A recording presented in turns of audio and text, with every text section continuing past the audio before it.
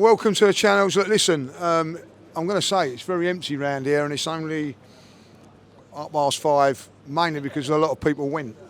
Dan, I'm not surprised by the result. I said that before that this could happen, but it's blown up in our face today.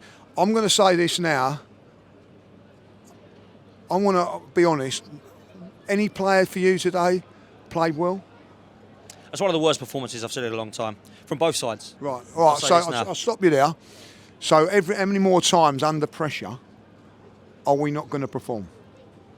Well, look, you know my thoughts, Lee, on a manager. You know my thoughts on this team. You know my thoughts on the Well, let's have him. What is it? No, my thoughts have changed about him today. Okay, cool. So I'd like to ask you that same question in a minute, right? But I'll put this forward. West Ham can't believe they just taken 3 points from us, by the way. All they did, do you know what they did today? They went, we've got to play Arsenal. Cheers. We're going to lose, but we'll rock up. 3 points. Oh, blimey. Calafiori, staring. All right, is that Wan-Bissaka over there? Yeah, just through my ear a minute. Oh, he's put the ball in. And then you've got Gabriel, Rice and Saliba staring at Bowen, who's smaller than me, and he's put the ball in the back of the net.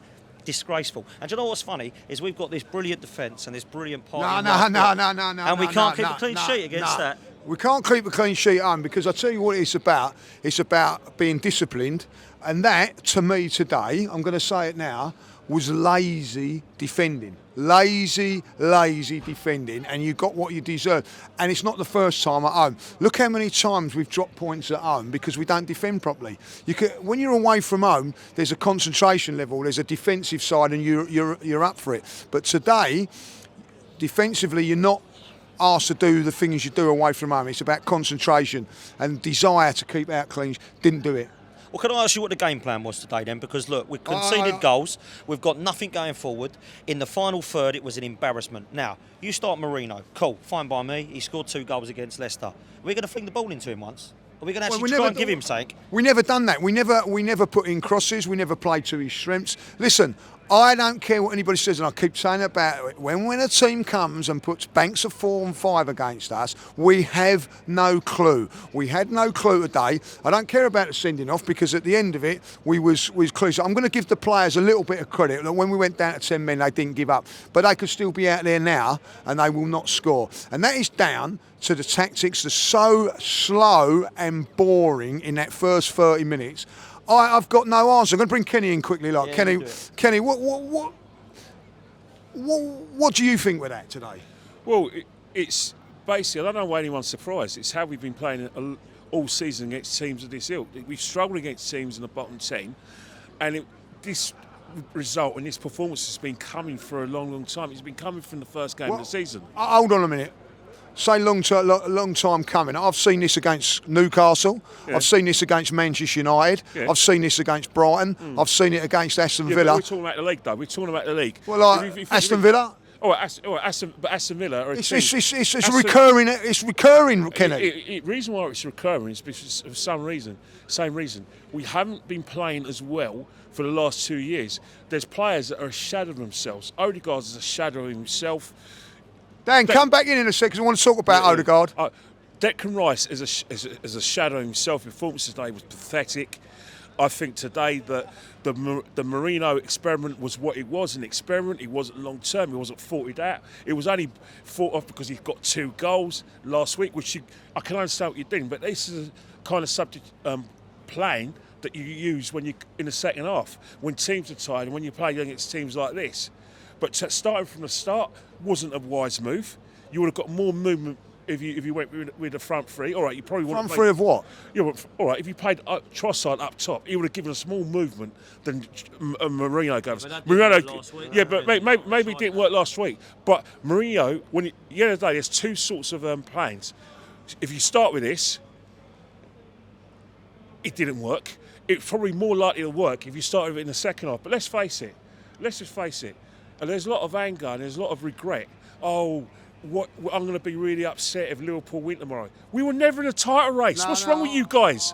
You're never in a title race. It's a myth. Listen, to be in a title race, Lee, you have to be leading the league at least once this season. We've never led We've always been about 3 or 4 points behind Liverpool, and then when we drop points, it's 5 or 6. We've been 5 or 6 points behind Liverpool for at least 2 months. How can you say we're in the title race? I'm going to be really honest with you. Like, you know, this football club let me down when it didn't do anything in January. I'm sorry, it didn't do anything. Yeah, and the first thing about it, you talk about the football club, there's a lot of people who are involved in this. Let's not forget that the alpha and omega is Mick Arteta. Every time I hear about Mick Arteta's let down. Let's not forget, you go on like you go on like he's the head coach. He's a team manager, which means he has. He's part of it. I'm with you on that. I'm saying, when it's the football club, I mean the whole lot. All right, you know the whole lot, but hang on here. Why can't he take up the majority of the blame? Because it's his baby. Right, yeah. Every time we win things, this guy gets credit. He gets credit. He got credit last week because we got 2 last-minute goals. He gets credit if a player plays well. But whenever things go wrong, he never gets any the blame. I'm sick of it. Well said. Right, the club. Sorry, Ken. Is it all on Mikel? Today. Today you can look at the manager more than you can. We all know the problems outside of the club. We all know the problems above the club. We all know the board and the owner problems. Today I've got issues with how we set up. Today I've got issues with what we were trying to do in the final third. Now I appreciate that we've got problems up top in terms of players that are out, but you've got to try and change it up, Lee. I spoke to you yesterday about a formation change. Maybe we could do something a little bit more to try and get onto the ball and put actually some crosses in. Martin Odegaard today. Right, yeah, I just want to talk about that. My thoughts on Martin Odegaard. I think he's a fantastic footballer. He works hard. He is out of form. He is out of all sorts. But there he is, continuing to play.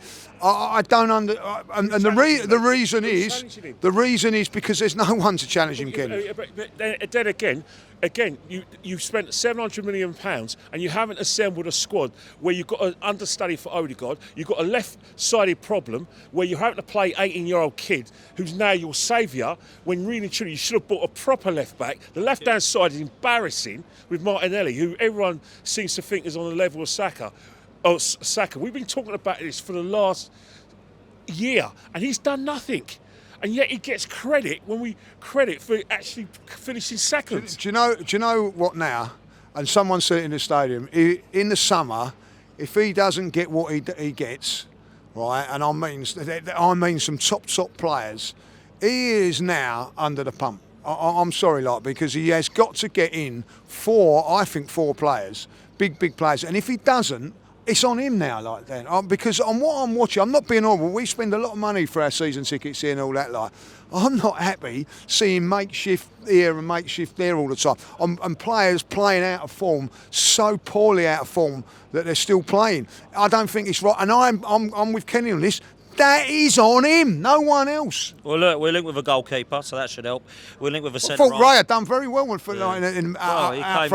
He came done better than some of our players. He came up, and I think he went to go back to the goalkeeper and realised it was him. Yeah. But look, we're in a position. Look, let's just not muck around. Let's just say this how it is. We have had 5 years under this manager. We've spent £700 million, and we have not bought a fucking centre forward. Then that's down on there. I agree. Havertz can be that guy. Jesus can be that guy. Nobody in the top 6 wants those two as their and if he doesn't do it in January, in the summer, Dan, it's on him. It is on him. Look, let me just quickly say on Martin Odegaard before we wrap up, right?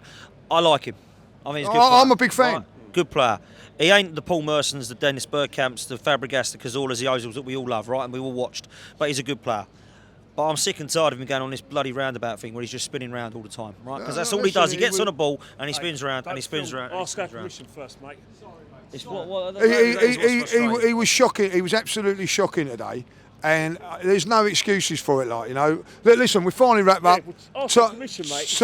Good manners. Title is done. Title is done. Right. Yeah. As far as is title done, Ken? Title's never on, Lee. Okay, I agree with that. Listen, and the biggest disappointment for me is that we've gone out of the FA Cup at home. We've gone out of the League Cup at home because we lost 2-0 at Newcastle. Went out in the Champions League last season against Bayern Munich at home. Aston Villa last season at home. West Ham twice now at home. It is our home form that's letting us down, and the reason it is letting us down is because we have not, Mikel, got a striker that's going to win us those games. Yeah, but that's the thing. You talk about a striker. but there's loads of positions which we're weak at as well. Yeah, but a striker can cover up 1,000 sins. He can cover up 1,000 sins, but the problem is, you and I know, all I hear from Dan and Albert is Gyökeres. I hear it too. I actually fall asleep with the name Gyökeres. He's not interested in Gyökeres. He's not interested in Osman. He's not interested in Isak. I'll tell you, Kenny, if he hasn't, he's a done. He's done. But the only evidence we have of the player that he's linked with is Sesko. It's no one else. And he can't get over the line. Well, Sesko's not going to turn it around because he's got to be ready-made. He's got to be a ready-made player. That's the player he wants, though. Well, that's the player that he and on his head, be it, Ken. Yeah, well, definitely. But again, we say on his head, but there's for every person like us who said it's on his head, there's always going to be other YouTubers or influencers who are going to say that he deserves credit for getting us into position. Right, when are we going to move on from that? Kenny, forget about them. All right, but no, forget about them. I forgot about them. But I'm asking you. Listen. When are we going to move on from this narrative? This guy does so much to get us from this position that he deserves more time. Listen, I'm going to answer that. I'm going to answer that now, and we'll finish with it. I think today, with the fans leaving early on in the stadium, tells you or not that I didn't hear the Mikel song once today. Right, fans are losing their patience a little bit. I get that. I'm not done yet. I honestly think that I'll say it now. You're not done? I'm not done with him sacking him. I think he's got enough. But I'm telling you this now: if he carries on with the way he is and the approach that he's doing, Dan, right, we will never win anything major under this manager. That's another thing. That's 5 years. There's majority of managers. I ain't arguing with you. No, you don't have to argue with me. I'm just saying the majority of managers have a shelf life for 4 or 5 years, and these are managers who win things. This guy's won nothing for 5 years. We have to move with the times and get someone in. If the foundations are in place, and you think they are in place, get another man in, who can actually teach us how to win. And listen, I'm not going to argue with that. I know that you guys are there and all that. Look, listen, thanks for watching. You do all the things, subscribe and like the video. Probably ain't the most positive video we've done, if I'll be really honest. But listen, the place is empty. Very, very early on in here, and at the end of the day, watch the boxing league. Is that what it is? Arsenal 0, West Ham 1. I'll repeat that again. Arsenal 0. Bottom 5, West Ham 1. It's not acceptable, and at the end of the day, there's no excuses. I'm not having it on. It's nothing to do with it sending off. That is as poor as it gets, and that, I'm afraid, is on the manager and the owners of this football club, because that just wasn't good enough. Thank you.